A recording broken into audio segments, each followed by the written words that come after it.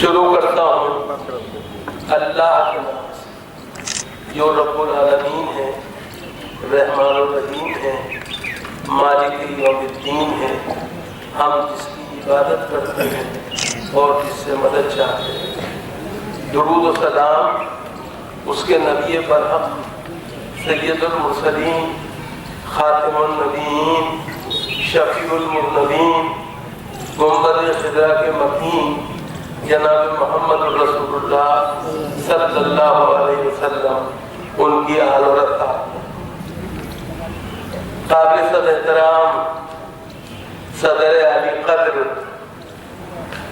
Doctor Shamim صاحب، محترم عمار عزیز صاحب، میرے عزیز دوست اور مہربان عامر فہیم صاحب، اقلیل جی، خواتین و حضرات، میں انتہائی شکرگزار ہوں مبارک پور کی ہمارے اس زمانے میں آن بان شان اور پہچان ڈاکٹر شمیم صاحب کا، جنہوں نے نیشنل کونسل برائے فروغ اردو زبان سے اس محتم بالشان سلسلے توسیع خطبات کی منظوری لی اور پہلے خطبے کے لیے میرا انتخاب فرمایا۔ اعظم گڑھ کی روایت اور علماء اعظم گڑھ کے بارے میں بات کرنا بڑی سعادت کی بات ہے۔ یہاں کا تو یہ امتیازی ہے کہ بقول علامہ اقبال سہیل، جو ذرہ یہاں سے اٹھتا ہے وہ نیب آدم ہوتا ہے۔ قدیم زمانے سے اس خطے کو علم و فن کے مختلف میدانوں میں قیادت اور رہبری کی سعادت حاصل رہی ہے۔ اسلام کی کرنیں اس علاقے میں شمالی ہند میں مسلمانوں کی حکومت کے قیام سے بہت پہلے اس وقت پہنچی جب غازی شہید سید سالار مسعود کا کاروان شوق و جہاد یہاں وارد ہوا۔ اعظم گڑھ کے مختلف مقامات پر آج بھی غازیان قافلہ سالار کے نقوش ثبت ہیں۔ مشہور ہے کہ سید سالار مسعود غازی کی فوجیں بہرائچ جاتے ہوئے بھگت پور نامی مقام پر کچھ دنوں کے لیے فروکش رہی تھی۔ یہاں آج بھی ہر سال غازی میاں کا میلہ پوری آب و تاب سے لگتا ہے۔ کئی مقامات پر شہداء کے مزارات مقامی روایات کے مطابق سالار غازی کے ساتھیوں کے ہیں۔ البتہ اعظم گڑھ کے علاقے میں اشاعت اسلام کی کوششوں کو زیادہ فروغ عہد سلطنت میں حاصل ہوا۔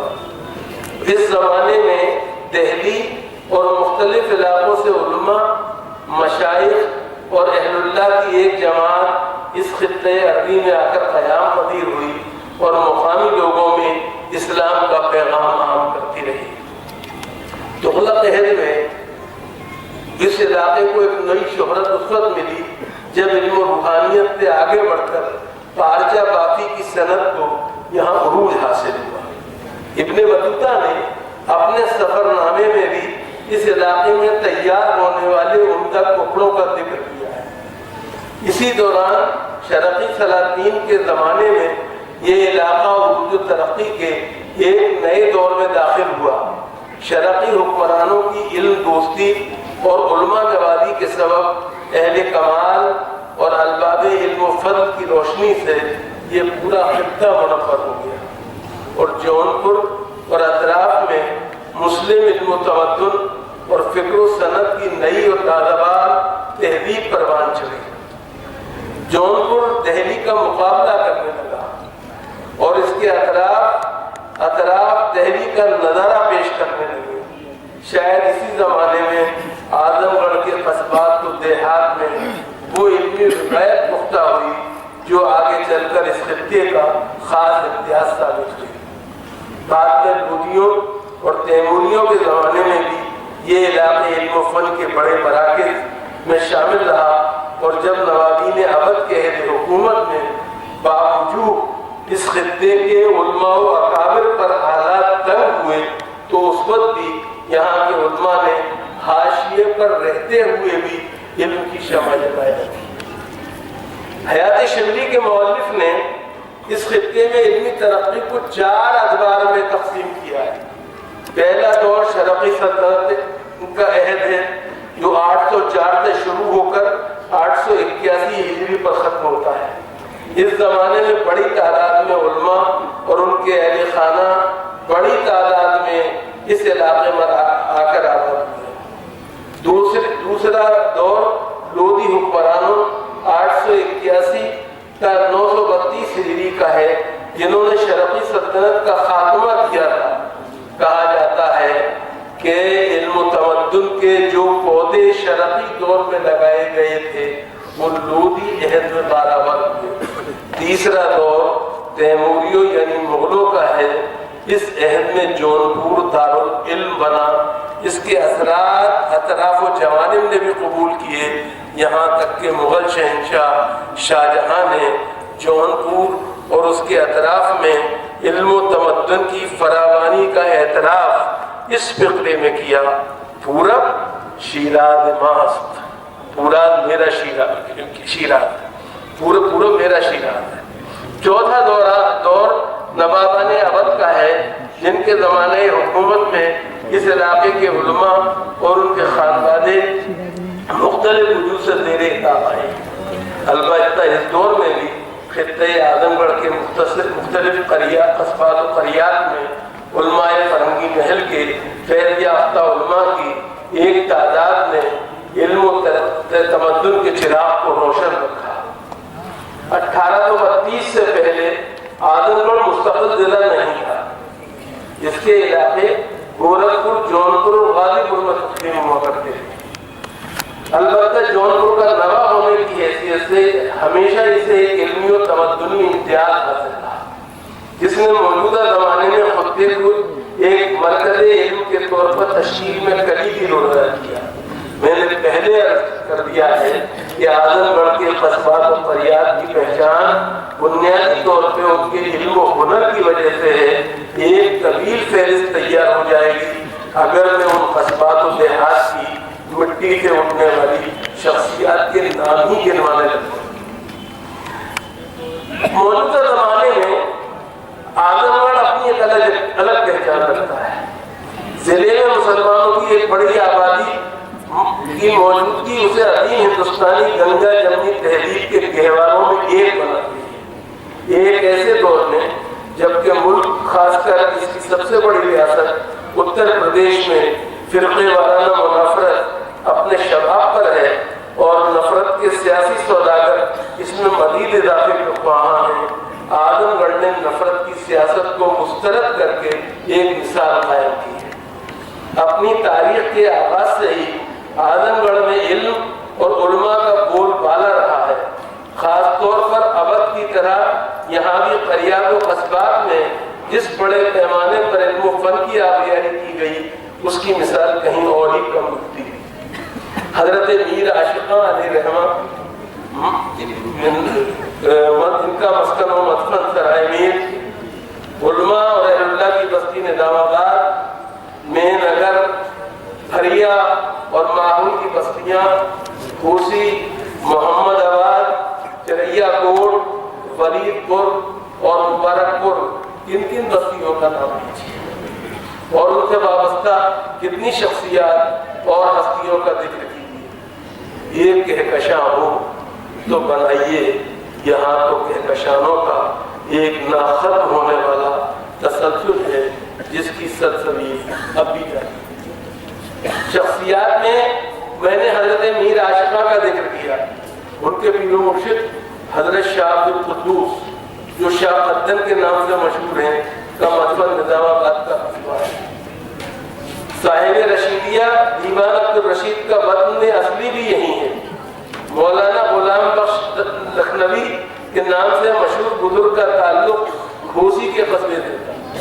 ماضی قریب میں تاج الشریعہ مولانا امجد علی کی علمی و دینی فتوحات سے ایک دنیا واقف ہے۔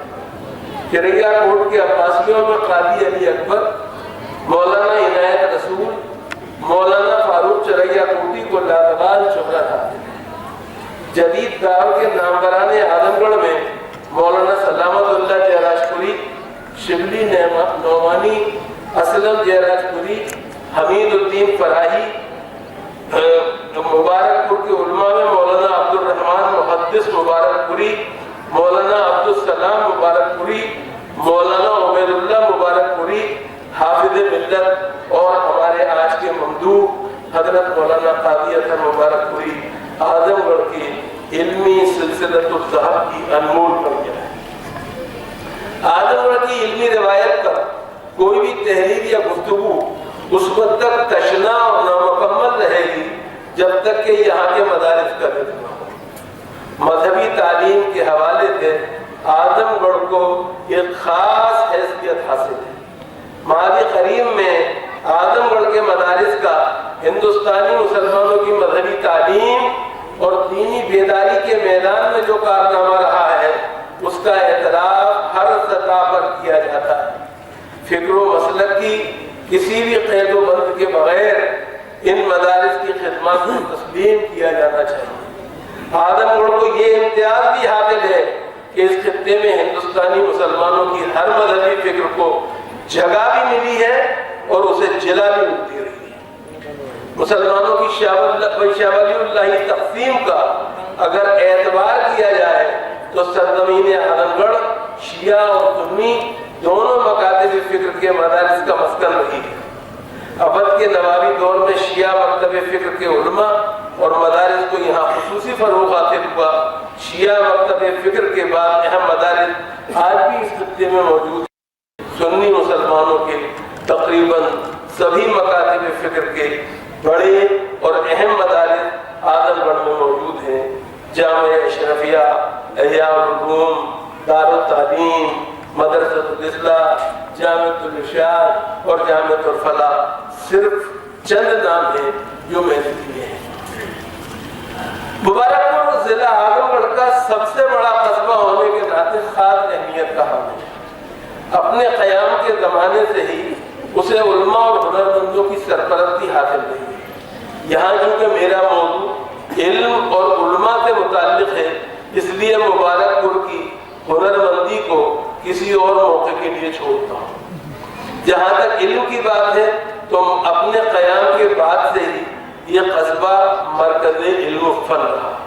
قاضی اطہر مبارک پوری نے اس قصبے کی علمی روایت کے حوالے سے تذکرہ علماء مبارک پور کے نام سے ایک ضخیم کتاب تصنیف کی ہے۔ انہیں اپنے ہمعصروں اور متقدمین سے بھی یہ شکوہ رہا کہ انہوں نے مبارک پور کی علمی و دینی خدمات کو نظر انداز کیا، حالانکہ ان کے مطابق یہاں پر اسلامی و دینی خدمات کے مختلف گوشوں میں جس قدر زیادہ کام ہوا ہے اطراف کی کسی بستی میں اس کی مثال نہیں ہے۔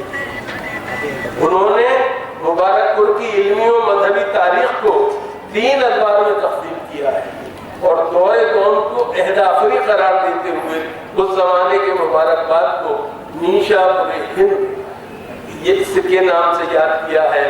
اور اس میں کوئی شک نہیں کہ اس دور میں مولانا عبد الرحمن محدث، مولانا عبد السلام، مولانا عبد العلیم، مولانا احمد حسین، مولانا محمد شریف، مولانا ظفر حسین عینی، ملا رحمت علی، مولانا ابو محمد عبدالحق، مولانا محمد احمد، مولانا الہی بخش، مولانا محمد شکر اللہ وغیرہ جیسے نابغہ روزگار نے مبارکباد پور کی علمی و مذہبی رونق میں 4 چاند لگائے۔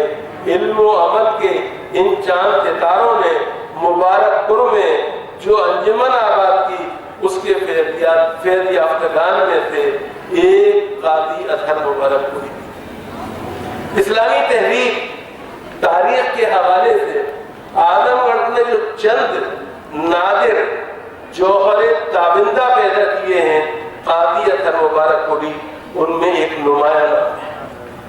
وہ ایک نامور عالم، مدرس، صحافی، شاعر، علوم اسلامی کے ماہر، مورخ اور محقق۔ ان کی علمی فتوحات کا دائرہ اتنا وسیع ہے کہ کسی ایک پہلو پر ہی گھنٹوں گفتگو کی جا سکتی ہے۔ قاضی حسن مبارک پوری کا شمار رجال کی اس فہرست میں ہوتا ہے جنہوں نے حالات کی ناسازگاری کے باوجود آسمانی علم و فن پر اپنے لیے نہ صرف یہ کہ جگہ بنائی بلکہ ایسے امکانات بھی پیدا کیے کہ ماہرین علم و فن کی رہنمائی اور تربیت کے بغیر اور بڑی تعلیمی اداروں اور تحریکوں کی بیساکھی لیے بنا بھی ترقی کے اعلیٰ مدارج طے کیے جا سکتے ہیں۔ بمبئی جیسے علم ناگوس شہر میں رہتے ہوئے انہوں نے علم و تحقیق کے ایسے نادر موضوعات منتخب کیے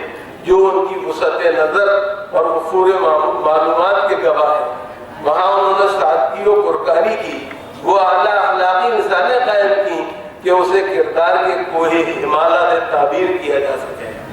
قاضی اطہر مبارک پوری کا بڑا کارنامہ یہ ہے کہ انہوں نے ملک کے بڑے علمی مراکز اور اداروں اور جماعتوں سے دور رہتے ہوئے محض اپنی انفرادی کوششوں سے علم و تحقیق کے وہ کارہائے نمایاں انجام دیے جو انہیں ہمیشہ زندہ رکھیں گے۔ ان کی علمی جہاد میں دو موضوعات کو خصوصی حیثیت حاصل ہے، ایک عرب و ہند کے گوناگوں تعلقات اور دوسرے دیار پورب کی علمی سرگرمی۔ مختلف علمی و مذہبی موضوعات پر شائع ہونے والے معیاری مقالات ان کے علاوہ ہیں۔ اعظم گڑھ کو پورب کا شیراز کہا جا سکتا ہے۔ قاضی حسن مبارک پوری کا تعلق ایک ایسے خانوادے سے ہے جو قیام مبارک پور کے زمانے سے ہی مبارک پور کے شرفا میں شمار ہوتا۔ ان کے اجداد مغل دور کے آغاز عہد ہمایوں میں بانی مبارک پور راجہ سید شاہ مبارک مالک پوری متوفی 965 ہجری کے ہمراہ یہاں کا آباد ہے۔ انگریزی دور میں جبکہ محکمہ قضا ایک اعزازی محکمہ رہ گیا تھا، ان کے جد اعلیٰ شیخ امام بخش کو مبارک پور میں نیابت قضا کا عہدہ ملا اور ان کی ذمہ داری اس علاقے میں اقامت دین، امامت جمعہ و عیدین، پیش آمدہ وقتی مسائل، نکاح، طلاق، وراثت، مسلمانوں کے درمیان اختلافات کا حل وغیرہ قرار پڑا۔ اسی نسبت سے ان کے خاندان میں قاضی کی نسبت عرصہ دراز سے چلی آتی ہے۔ قابل ذکر یہ ہے کہ خاندان کے لوگوں نے صرف قاضی صاحب نے نہیں اس نسبت کا پاس و لحاظ بھی رکھا ہے اور عمل ان سے نبھایا بھی ہے۔ انگریزی عہد میں جب مسلمان چوطرفہ زوال سے دوچار تھے، اس خاندان نے بھی مشکل وقت دیکھا۔ اس پر ناگہانی ہوئی کہ نوجوانی کی دہلیز پر قدم رکھنے سے پہلے 14-15 سال کی عمر میں قاضی صاحب کے والد کا سایہ سر سے اٹھ خان کی حالات اور تنگی معاش نے تعلیم کے گھر سے تعلیم کے لیے گھر سے باہر نکلنے نہ دیا۔ تعلیم جس کا آغاز گھریلو مکتب سے ہوا، انہیں اردو فارسی سکھانے مدرسہ احیاء العلوم لے گئی، پھر قاضی صاحب یہیں کے ہو گئے۔ تقریباً پوری روایتی تعلیم مدرسہ احیاء العلوم میں حاصل کی، صرف آخری سال دورہ حدیث کے لیے مدرسہ شاہی مراد آباد میں ضرور داخل۔ اس میں شک نہیں، قاضی صاحب کے زمانے طالب علمی میں اعظم گڑھ اور اطراف میں نہ صرف یہ کہ بڑے پیمانے پر علمی سرگرمیاں جاری تھیں اور متعدد اہل علم کی انجمنیں بھی سجی رہتی تھیں، محدود وسائل اور گھریلو حالات قاضی صاحب کے لیے بالکل سازگار نہیں کہ وہ قرب و جوار کے بڑے مدرسوں ہی میں کر پاتے۔ اس کے باوجود ان کے حوصلے اور ہمت کو سلام کرنا چاہیے کہ انہوں نے اپنے گھر اور مدرسے کو ہی اپنی محنت اور لگن سے، اپنی اساتذہ کی محبت اور شفقت سے اور سب سے بڑھ کر فضل الہی سے بغداد و بخارا اور قاہرہ و غرناطہ کا پلہ اس طرح بنا دیا کہ ان کی کتابوں کو تمام عمر کے لیے اپنا بچھونا بنا دیا۔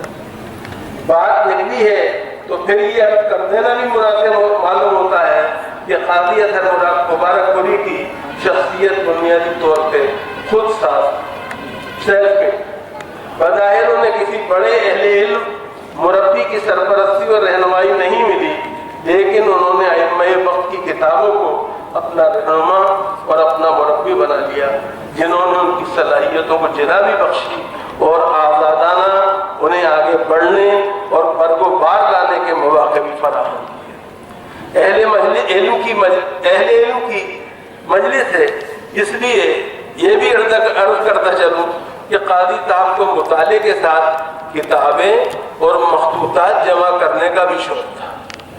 درسی کتب کے علاوہ کثرت سے وہ غیر درسی کتب کا مطالعہ کیا کرتے ہیں۔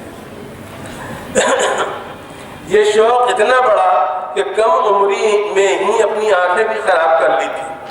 زمانہ طالب علمی سے انہوں نے کتابیں خریدنی اور پڑھنی شروع کر دی تھیں۔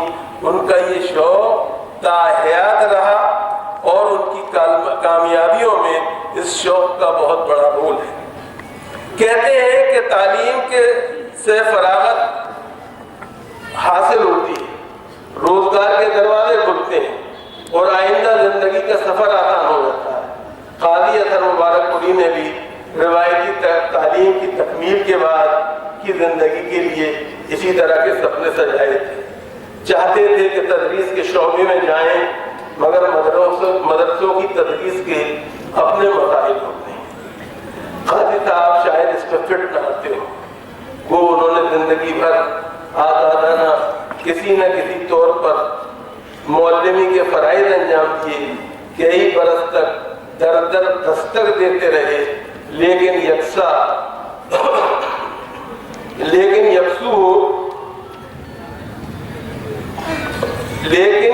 کر دے ایسا کوئی روزگار میسر نہ آیا۔ بالآخر ہر امیر و غریب کو ایک شفیق ماں کی طرح اپنی بساط بھر پروں کے نیچے ڈھانپ لینے والے شہر عروس البلاد ممبئی پہنچے۔ بمبئی بھی عجیب و غریب شہر ہے، یہ پیٹ تو سب کا بھرتا ہے مگر عزت و نیک نامی معدود چند لوگوں کے حصے میں آتی ہے۔ قاضی صاحب نے اپنی عمر عزیز کے 40 قیمتی سال مختلف حیثیتوں میں بمبئی میں گزار دیے۔ صحافت کو بطور پیشہ اختیار کیا، لیکن بمبئی اور صحافت دونوں سے انہوں نے اتنا ہی لیا جو قوت لایمود کی طرح ضروری ہو، ورنہ کتنے تو ان کوچوں میں جا کر خوب نہال ہوئے۔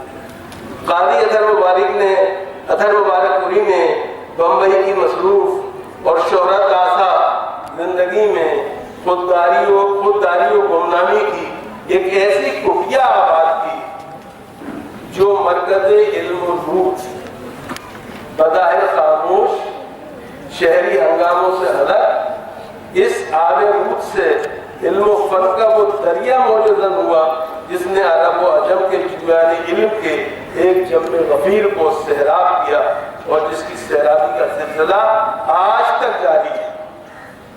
بلا شبہ یہ قاضی صاحب کی علم دوستی، مال و دولت سے بے نیازی اور دین و مذہب سے استواری کے اوصاف حمیدہ تھے، جن سے خوش ہو کر قدام ازل نے ان کی اولاد و آفات کو ان سب چیزوں سے نوازا اور خوب۔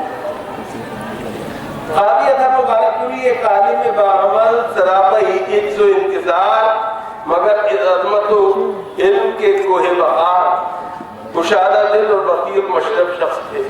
تعصب و تنگ نظری اور تحدث و فرقہ آرائی سے وہ ہمیشہ میلوں دور رہے۔ ان کے ان اوصاف نے انہیں ملک و بیرون ملک کے تمام مقام طبقات میں یکساں مقبولیت و احترام عطا کیا۔ وہ جہاں بھی رہے اور جس حال میں بھی رہے خدمت علم میں مصروف رہے۔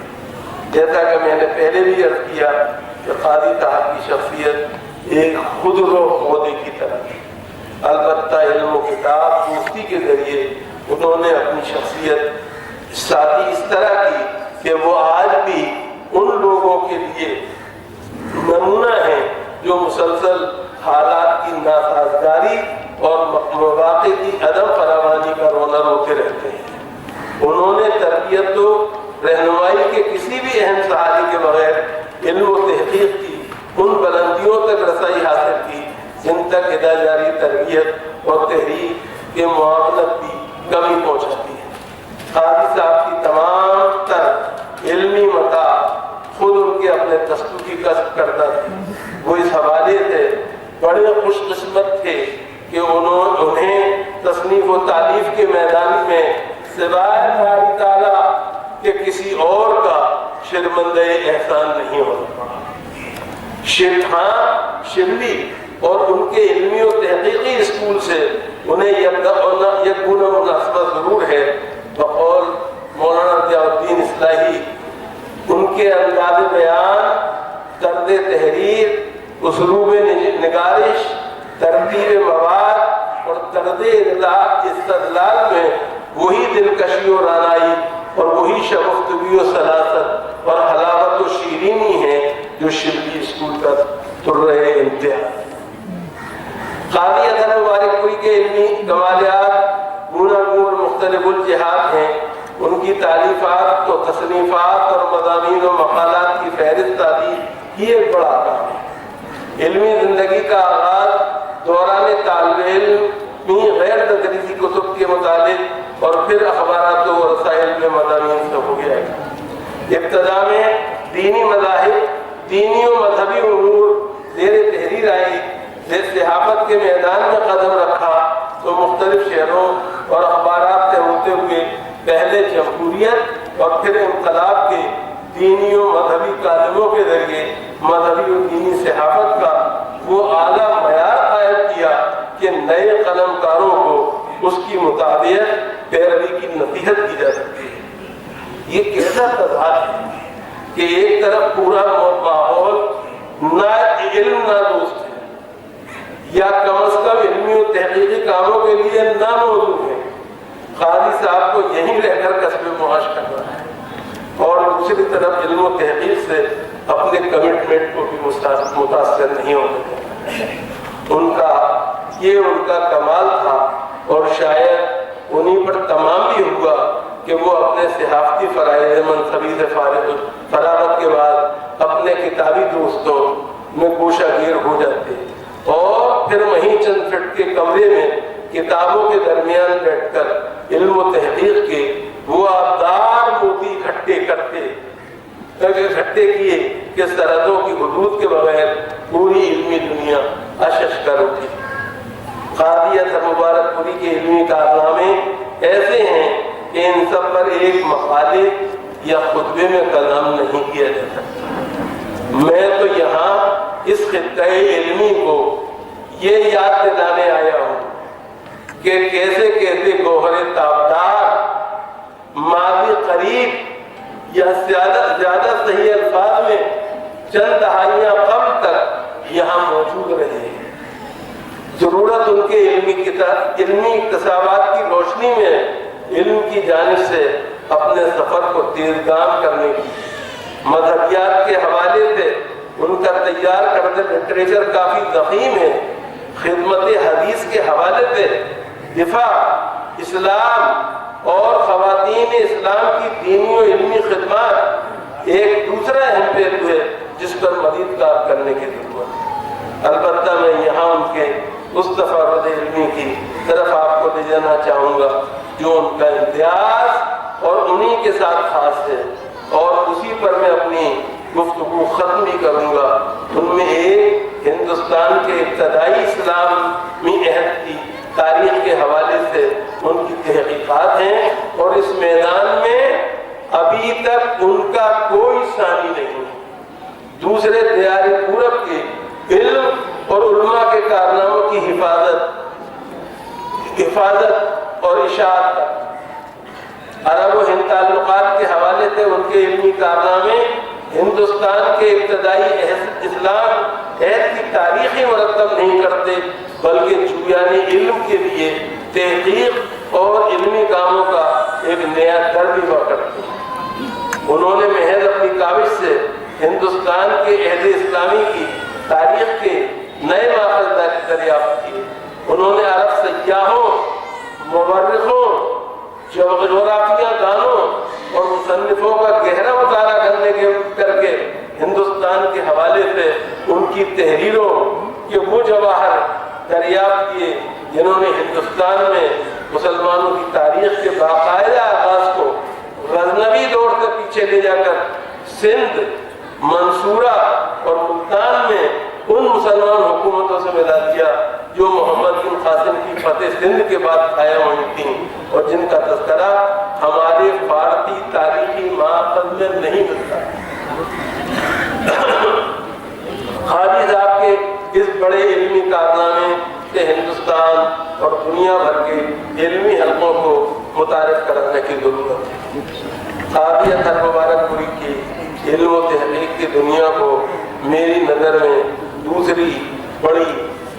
دوسری اہم اور بڑی عطا یہ ہے کہ انہوں نے جس سرزمین میں آنکھیں کھولی تھی اور جہاں ان کے علم و مطالعے میں پختگی آئی تھی اس کی علمی روایت کی بھی تلاش و تحقیق کی اور اس کے نتیجے میں ایک ایسا علمی سرمایہ مرتب کرنے میں کامیاب ہوئے جس نے خطۂ پورب یا جسے شیراز ہندی کہا جاتا ہے کہ علمی سواد کو آئندہ نسلوں کے لیے محفوظ ہی نہیں کیا بلکہ ان کے لیے نشانات منظر بھی متعین کر دیا۔ دیار پورم میں علم اور علماء ہو، تذکرہ علماء مبارک پور ہو یا اس حوالے سے شائع ہونے والے ان کے دیگر مضامین و مقالات، ان میں اس عظیم علمی خطے کی علمی شخصیات، ان علاقوں کی علمی و مذہبی سرگرمیوں کی تفصیلات کو تحقیق و جستجو کے بعد یکجا کر دیا گیا ہے۔